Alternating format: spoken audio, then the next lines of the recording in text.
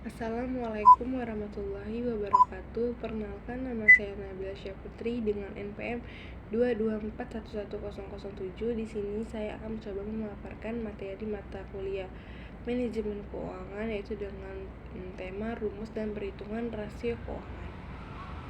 Nah, apa sih itu rasio perhitungan keuangan? Mari kita bahas bersama. Rasio keuangan adalah rasio atau ukuran yang dihitung dari akun-akun atau komponen-komponen di laporan keuangan. Rasio keuangan digunakan untuk menilai kinerja perusahaan, untuk melakukan perbandingan kinerja perusahaan antar periode waktu, juga membandingkan kinerja perusahaan yang satu dengan perusahaan lainnya. Rasio keuangan dibagi menjadi itu ada rasio probabilitas, rasio yang mengukur kemampuan aset dan kendali biaya perusahaan untuk menghasilkan keuntungan atau laba. Lalu yang B ada rasio likuiditas, yaitu rasio untuk mengukur kemampuan likuiditas perusahaan untuk melunasi utang atau kewajiban jangka pendek. Lalu yang ketiga ada rasio aktivitas, rasio untuk mengukur aktivitas pada aktivitas atau operasional perusahaan. Terus yang D ada rasio solvabilitas, rasio untuk mengukur penggunaan utang atau oleh perusahaan.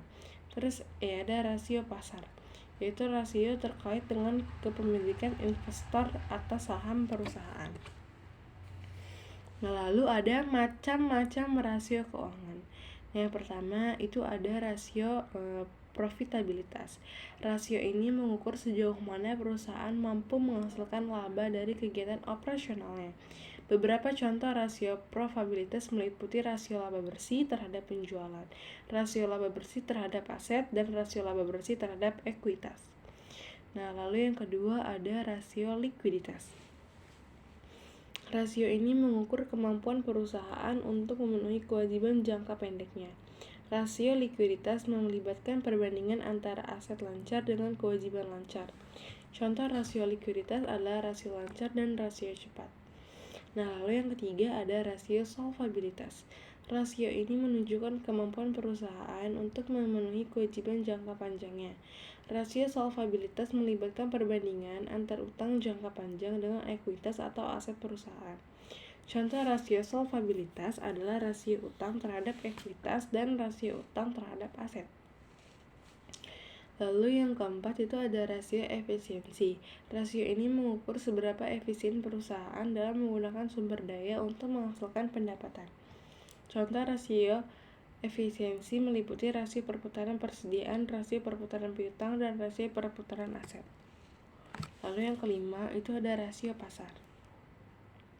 Rasio ini mencerminkan evaluasi pasar terhadap nilai perusahaan.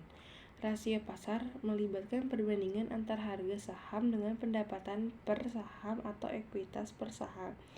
Contoh rasio pasar adalah price dibagi earnings ratio atau per dan price atau per book value ratio atau PBF.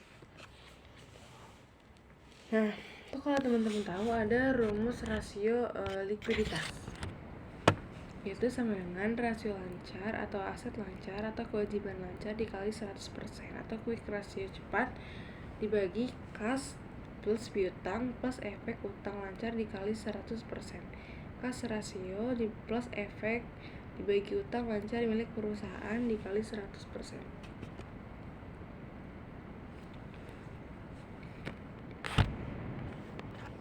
Lalu ada contoh rasio likuiditas.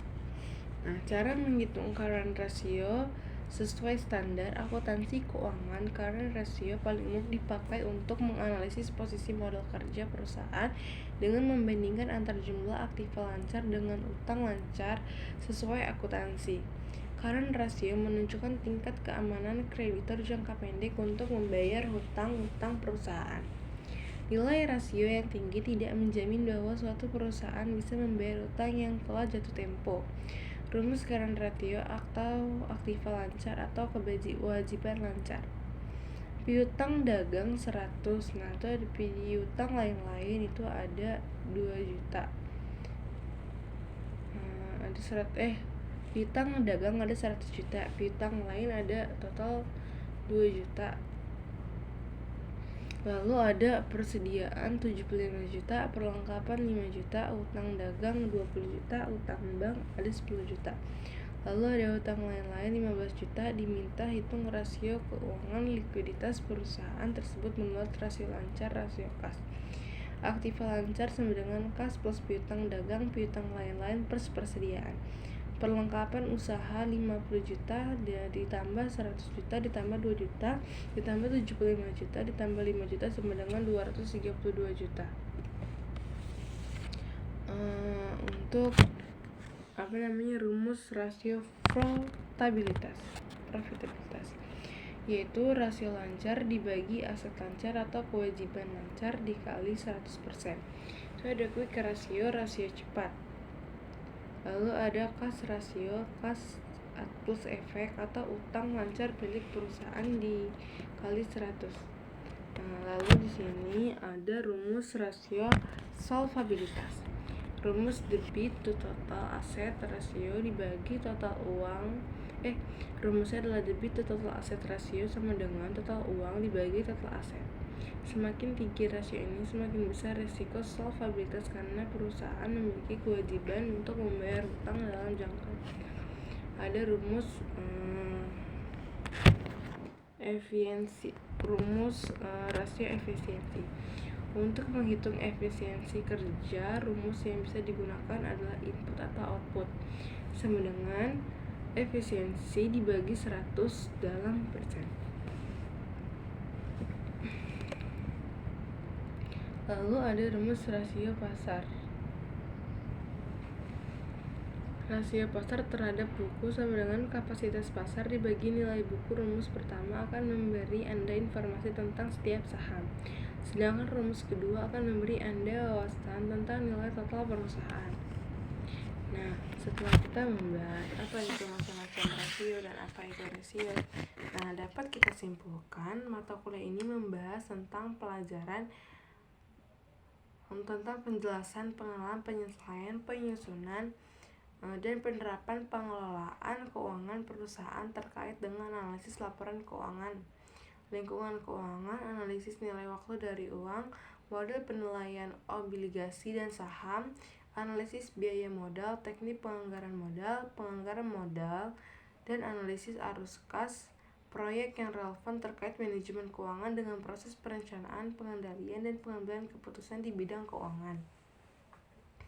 Dengan proses perencanaan atau pengendalian dan pengambilan keputusan di bidang keuangan dalam suatu perusahaan, pembahasan dilakukan secara sistematis untuk membantu pemahaman mahasiswa agar lebih memiliki kemampuan dalam mengolah keuangan perusahaan serta mampu mengevaluasi kasus aktual manajemen keuangan dan pengaplikasiannya dalam pengambilan keputusan. Mata kuliah ini bertujuan memberikan pengetahuan dan keterampilan kepada mahasiswa tentang tugas dan fungsi manajemen keuangan yang meliputi hakikat pengelolaan keuangan, menganalisis lingkungan keuangan, menganalisis kinerja perusahaan secara time series dan rata-rata